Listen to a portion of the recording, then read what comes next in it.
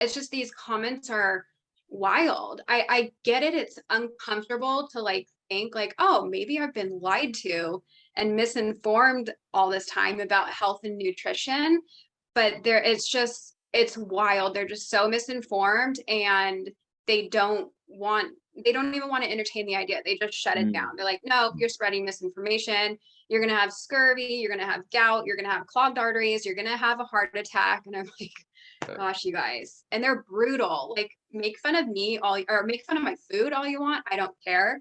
But when you start like personally attacking me, like that's where it gets hard to read some of the comments for sure.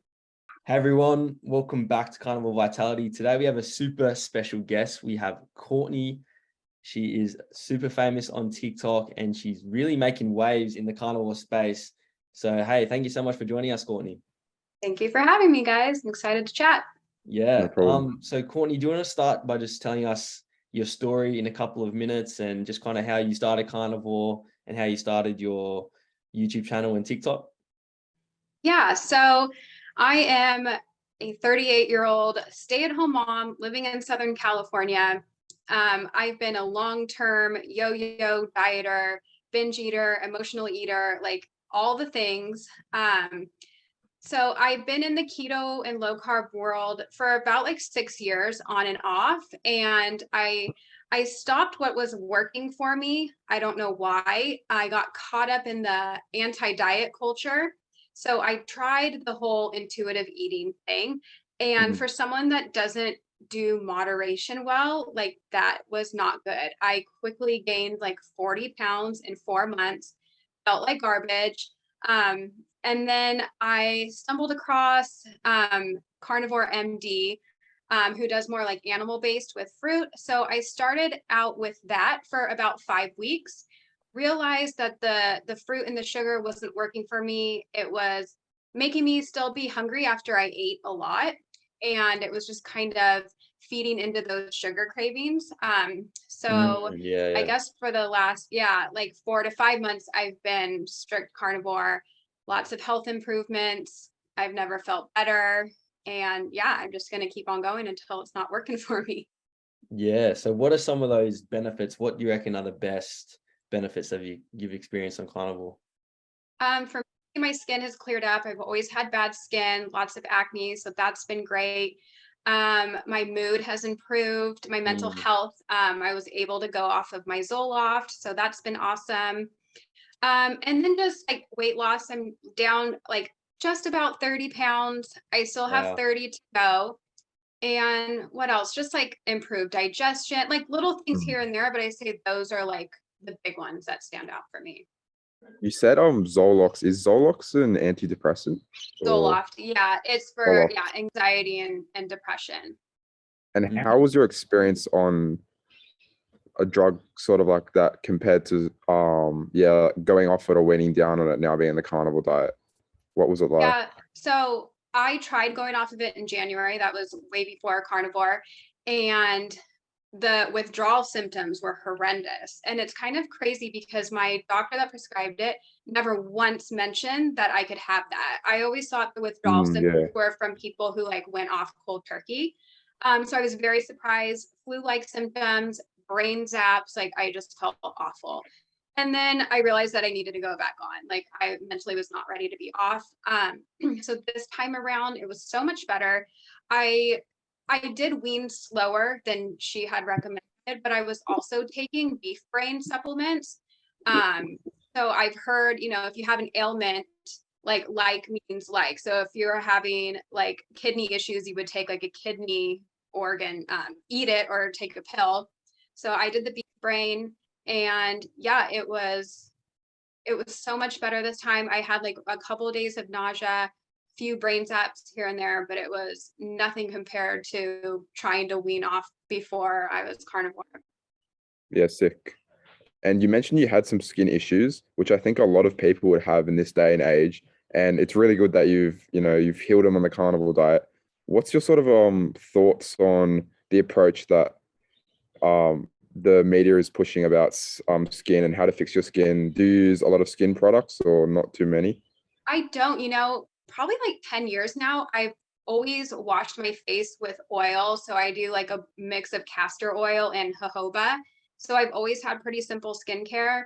I mean, my makeup is probably not like the best, but yeah, I feel like, everyone's go-to is like, oh, do some like topical cream. Like I've tried so many topical acne creams over the years, and not once did anybody mention or bring up like, hey, maybe it's the garbage that you're eating. So I Yeah. feel like a lot of our issues, people or doctors, people in the health space are just trying to fix the problem and put a band-aid on it instead of like diving deep to the root of the issue.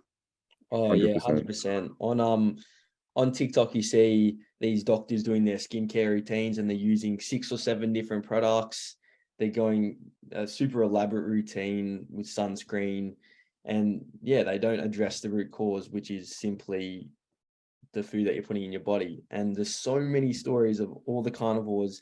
I try to find carnivores that have bad skin, and it's genuinely impossible to find. Like, it's Yeah. incredible. So Both of our skins got so much better. Awesome. Just crazy. Yeah. Yeah, I see it a lot. I have my my friend Jen, her handle is delighted to meet you, and you should see her pictures of her psoriasis from before eating this way. I mean, like head to toe solid, and it's like it's cleared up and it's gone away. So yeah, any sort of skin issue, it seems like people are having success clearing it up from this way. Yeah. You were talking before about intuitive eating. Do you want to kind of more elaborate on that? Because intuitive eating is such an attractive thing, right? To eat until your body tells you to stop. But where's the trap with intuitive eating, do you reckon? I think the issue is that, and they preach like everything is on the table. There's no such thing as a bad food. You don't assign like morality to food. You can eat anything. Well, first of all, I don't, ingredients matter. Like even if you are Yeah. able to not binge on a pack of Oreos, like we can't all agree that Oreos are healthy for you. I mean, I feel like that's like known, but apparently not. So they say everything is part of a balanced diet. Now, for me, that doesn't work because if I'm gonna have one Oreo, I'm gonna finish the whole thing. So Same. Yeah. that's where I failed. Yeah, I'm the same as you. Yeah. So I mean, I'm just not a person that does things in moderation. That's why I don't drink alcohol anymore. That's why I just don't eat all those things anymore, because I'll do it all. But yeah, that intuitive eating thing, it just bothers me because they're just pushing those like garbage ingredients and saying, oh, to be healthy, you have to have a balanced diet and all these things are okay. Like you need to eat cake to be considered healthy. And it's just, I don't know. I don't like it. Yeah. And yeah, you don't feel satisfied when you eat those junk foods. So if they say eat till you feel satisfied, well, you're never going to be satisfied eating those bad foods. So I think, yeah, the quality and the ingredients of the food is what matters.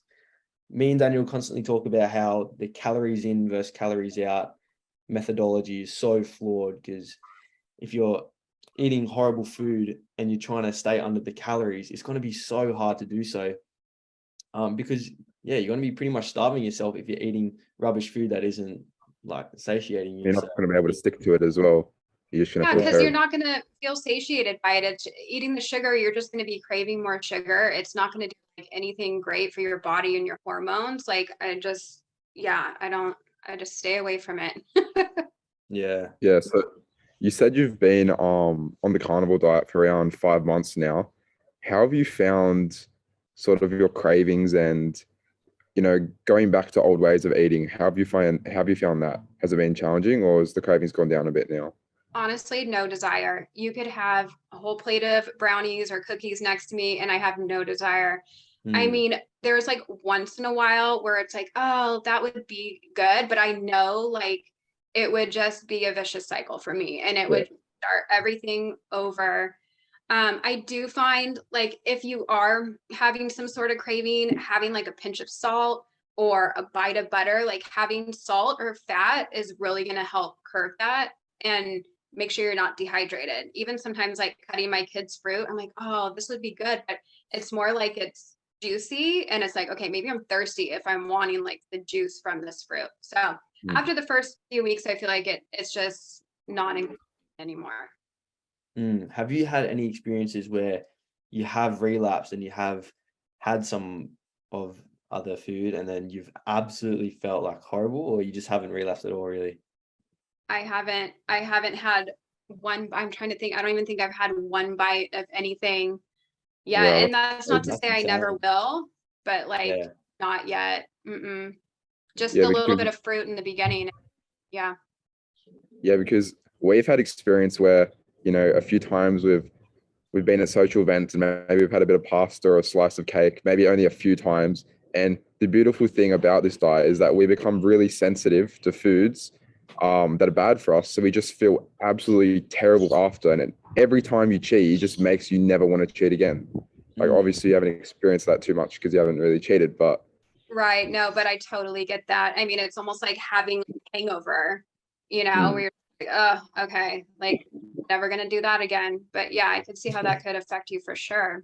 How did you start your TikTok journey? And do you have any tips for people trying to get their TikTok off the ground? Yeah. Okay. Well, half of that growth was before carnivore. So I did share Oh, like my okay, low yeah. carb, my low carb keto journey. I did share when I went into intuitive eating. So if you scroll back like a year, like you could see all that.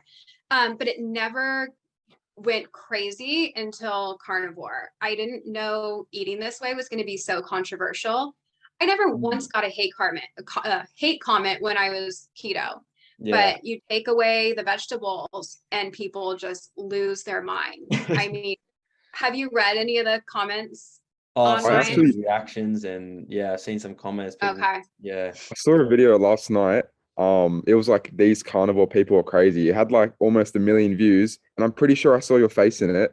And I was Yeah, reading the comments, and it's like, oh, she's gonna have a heart attack the next day.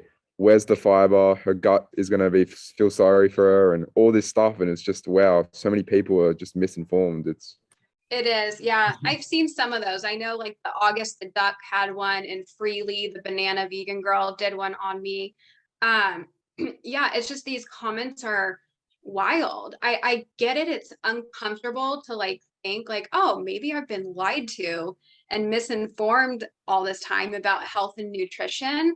But it's wild. They're just so misinformed, and they don't want they don't even want to entertain the idea. They just shut it Mm. down. They're like, no, you're spreading misinformation. You're going to have scurvy. You're going to have gout. You're going to have clogged arteries. You're going to have a heart attack. And I'm like, gosh, you guys. And they're brutal. Like, make fun of me or make fun of my food all you want. I don't care.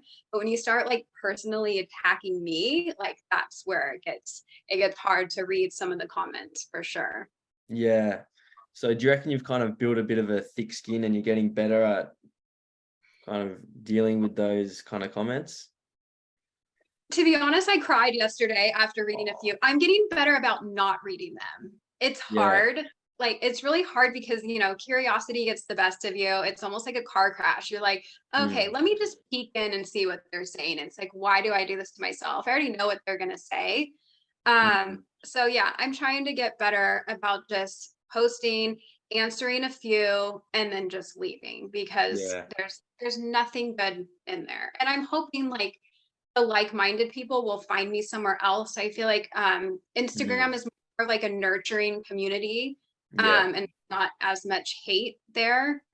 mm, Yeah, TikTok, it's wild. It's wild, especially when a post is like going viral like I have right now. It's just like thousands of comments a day. So I couldn't even keep up if I wanted to. But yeah, it's just it's nasty over there.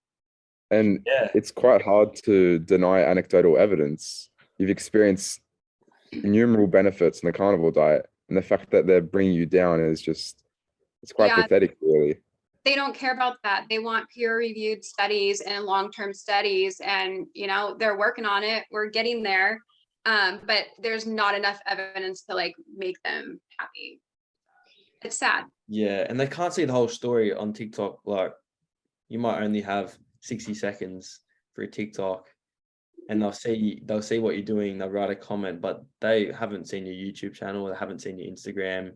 They don't, yeah, they're just misinformed about the carnivore diet in general. So yeah.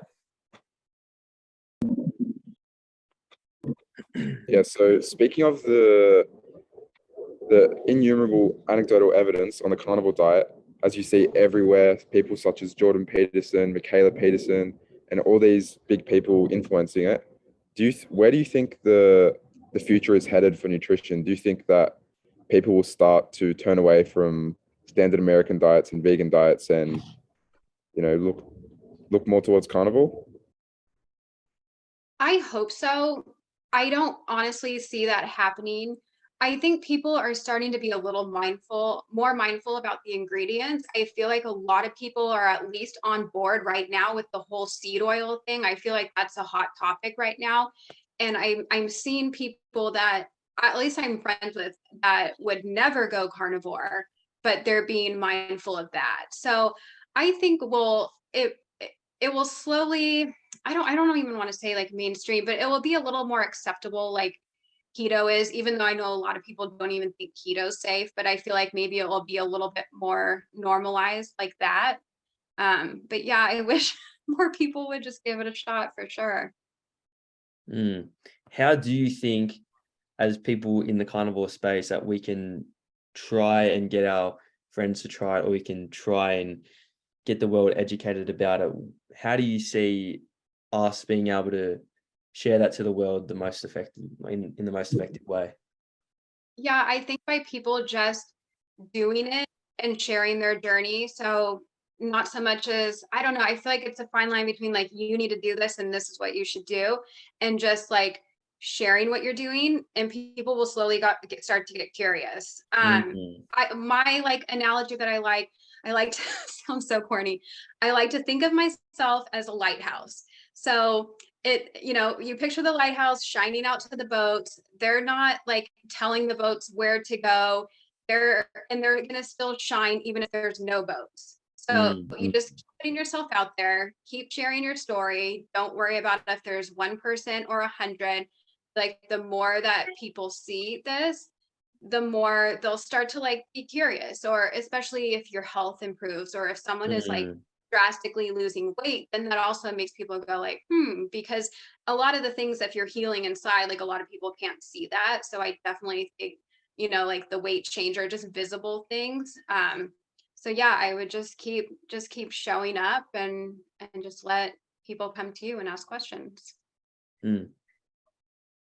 So in terms of that sort of showing up idea, um, have you had a hard time actually telling people about the diet? Have you got a lot of maybe negative feedback in real life from friends or family, or has it been they've been a bit okay with it? Yeah, no, it's been fine actually. I mean, my parents, both my sets of parents, because I have step parents, my dad and my stepmom, they're keto. My mom and my stepdad have dabbled in it. My mother-in-law's keto. So I feel like at least my like immediate family is pretty, health conscious like that. The other people, like my other like friends and stuff, like they're just like more power to you, like whatever works for you. Like I have friends that are vegan and vegetarian, like we can all live together in harmony. I don't know why some of them have to be like so hateful because they don't agree. Like if you want to be vegan, go for it. Like I don't think that's the way we're designed to eat, but I'm not going to tell you that. I'll say it just out loud in general, but I would never directly like go to somebody or somebody's video and be like, this is completely unhealthy. So yeah, what is the carnivore kind of culture like in America? In Australia, there's not that many people doing carnivore. Obviously, it's bigger than in a lot of places around the world. But in the US, do you kind of meet other carnivores just throughout your daily life? And is ordering food in a carnivore way easy for you in America? Yeah, I mean, I don't know of many, even being in the in the keto low carb community for 6 years, I have never heard of carnivore up Mm, until Saladino sharing. So yeah. I don't know where these people have been hiding, or I'm just out of the loop. So I had no clue. As far as like eating out at restaurants, it's pretty easy. I mean, I like I go to In and Out a lot, so it's like fast food, but it's Yeah. like good quality fast food. And yeah, just I mean, going and just order a steak or have them cook it in butter. Like I feel like it's pretty easy. Mm, Because in Australia, say if you go to McDonald's, we notice when we just try get some patties, they cook it all in vegetable oil. And one time I actually went and I said, "Oh, I'm allergic to vegetable oil. Can I please have it cooked in butter?" And they're like, "Sorry, we can't do that. It's all cooked in vegetable oil." So it seems like America is a bit more maybe starting to you know, be more open to people's like changes and stuff. Yeah, because we do have a few places like In and Out, they don't use any seed oils for the burgers. Oh, And yeah. Five Guys, they cook on their skillets and they don't use oil either. One of the managers said, no, we take a frozen patty and just like rub it on there. So they're essentially just using tallow. I know we have a chicken wing place called Buffalo Wild Wings, and they deep fry their wings in tallow. So Oh that's all I wow. know of, Deep really. fried in Yeah, tallow. yeah, We don't have which anything is like that here. surprising. Yeah, because that can't be cheap, I'm sure. Obviously Yeah, it's but it's cheaper to do KFC. vegetable oil. Yeah. So yeah, Yeah, I so think saying like, oh, go ahead. I was just saying, yeah, the options are limited. I think it was 2 days ago I went to a burger shop, and the amount of headache I went through to try and get just beef patties and cheese was just ridiculous. Like Really? the cashiers had absolutely no idea how to even accommodate for this, and yeah, it was a bit And of a if you've mess, but we noticed, got there in the end. if you get a steak, you have to pay for the chips and salad as well. Usually, it's quite annoying.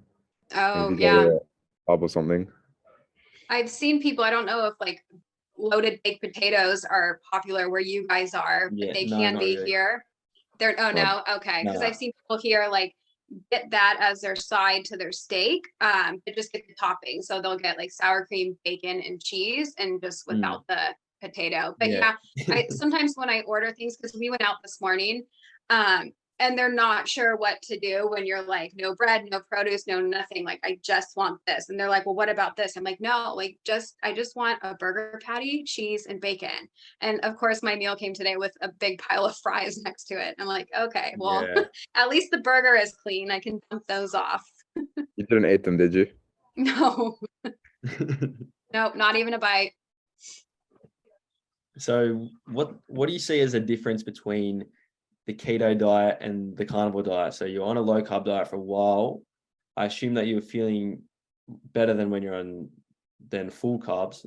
Is that right? Yeah. Yeah. And then the Yeah. next step was carnivore and you felt even better. What do you reckon the reason for that is? Well, with keto, I mean, obviously you can do like clean keto and just eat really simply, but my version of keto was whatever would fit in my macros. So I would have like keto treats.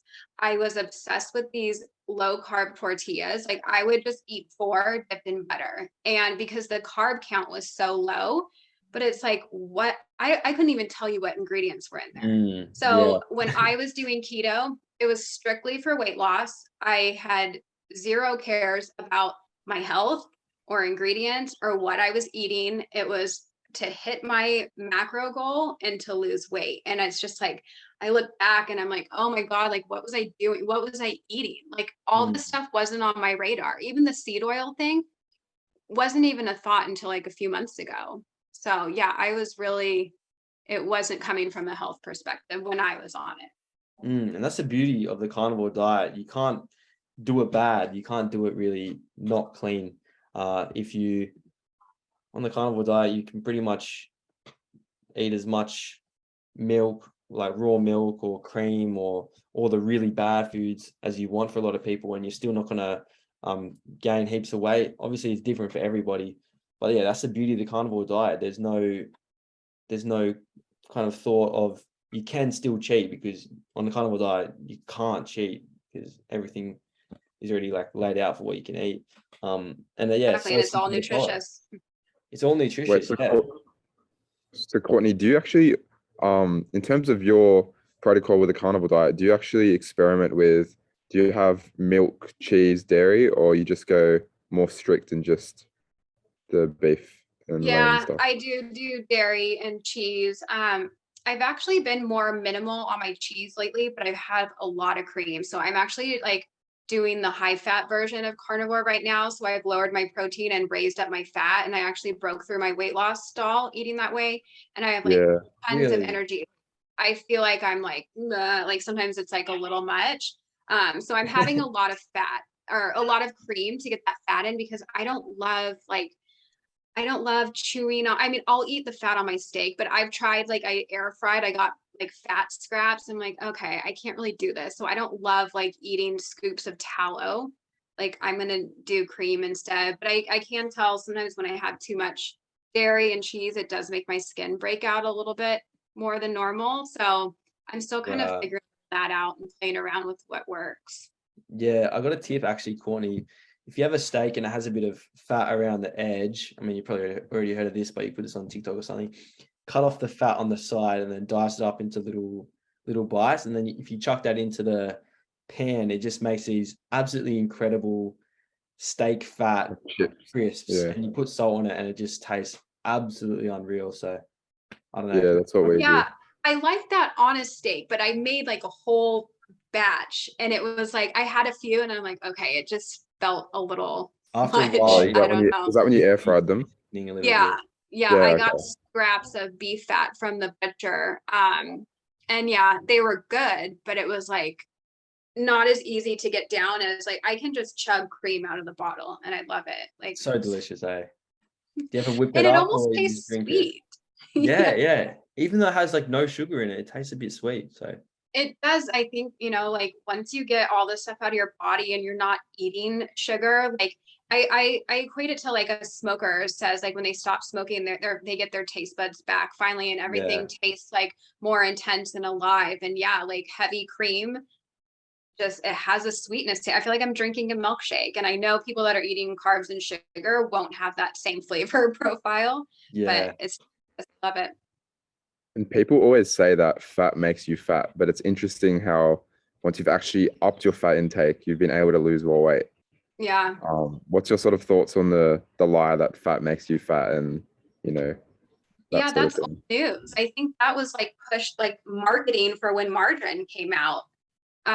It's just I feel like all these lies we've been told, it all has to do with money. You follow the money trail and it's coming from someone that benefited to tell us that. So we've definitely been misinformed along the ways so people could fill their pockets, unfortunately. Mm. Do you Yeah. reckon a lot of the nutrition studies that doctors are taught are also under that influence of the money trail?